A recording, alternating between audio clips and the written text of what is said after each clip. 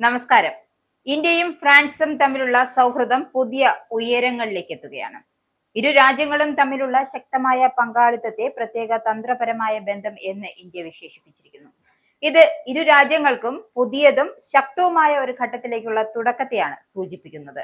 പ്രതിരോധം, നിർണായക സാങ്കേതിക വിദ്യ, ഭൗമരാഷ്ട്രീയം, ഈ മേഖലകളിൽ ഇരു രാജ്യങ്ങളും ഏകോപിത സമീപനം പ്രകടമാക്കിയിരിക്കുന്നു. അതേ ദിവസം മുംബൈയിലെ ഫ്രഞ്ച് പ്രസിഡന്റ് ഇമ്മാനുവൽ മാക്രോണുമായി പ്രധാനമന്ത്രി നരേന്ദ്രമോദി ഉഭയകക്ഷി വിഷയങ്ങളും ചർച്ച ചെയ്തു. ബംഗളൂരുവിൽ നടന്ന വാർഷിക പ്രതിരോധ സംഭാഷണത്തിലാണ് പ്രതിരോധ മന്ത്രി രാജ്നാഥ് സിംഗ് ഫ്രഞ്ച് പ്രധാനമന്ത്രിയുമായി ചർച്ച നടത്തിയത്. കഴിഞ്ഞ കുറച്ചു ദശകങ്ങളായി ഫ്രാൻസും ഇന്ത്യയും തമ്മിലുള്ള അടുപ്പത്തിന്റെ പരമ്പര നോക്കുകയാണെങ്കിൽ റഷ്യയെ പോലെ ഫ്രാൻസും ഇന്ത്യയുടെ പുതിയതും ഏറ്റവും വിശ്വസ്തവുമായ സുഹൃത്തായി ഉയർന്നു വന്നിരിക്കുകയാണ്. ഇതുകൂടാതെ പ്രധാനമന്ത്രി നരേന്ദ്രമോദിയും പ്രസിഡന്റ് മാക്രോണും ചേർന്ന് കർണാടകയിൽ രാജ്യത്തെ ആദ്യത്തെ സ്വകാര്യ ഹെലികോപ്റ്റർ അസംബ്ലി ലൈൻ വെർച്വലായി ഉദ്ഘാടനം ചെയ്തിരുന്നു. ഇതിനായി ഫ്രാൻസിന്റെ എയർബസും ഇന്ത്യയുടെ ടാറ്റോ സൺസും തമ്മിൽ ഒരു കരാറിലെത്തി. ഈ ഹെലികോപ്റ്റർ ലോകമെമ്പാടും കയറ്റുമതി ചെയ്യുമെന്നാണ് പ്രധാനമന്ത്രി നരേന്ദ്രമോദി വ്യക്തമാക്കിയിരിക്കുന്നത്.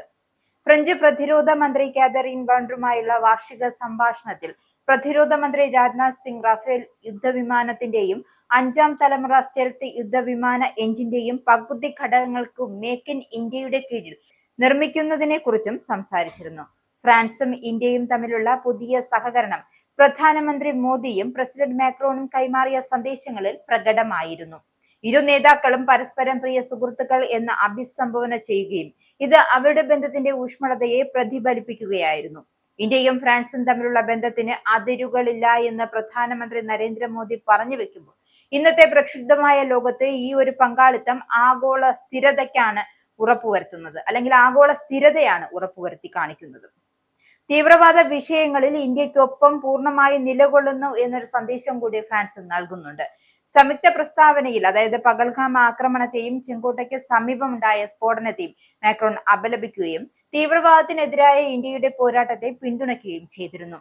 എല്ലാ രൂപത്തിലുമുള്ള തീവ്രവാദ ശൃംഖലകളെയും തീവ്രവാദ അടിസ്ഥാന സൗകര്യങ്ങളെയും നേരിടാൻ ലോകരാജ്യങ്ങളുമായി ഒരുമിച്ച് പ്രവർത്തിക്കുവാനും ഇരു രാജ്യങ്ങളും ആഹ്വാനം ചെയ്തിട്ടുണ്ട്.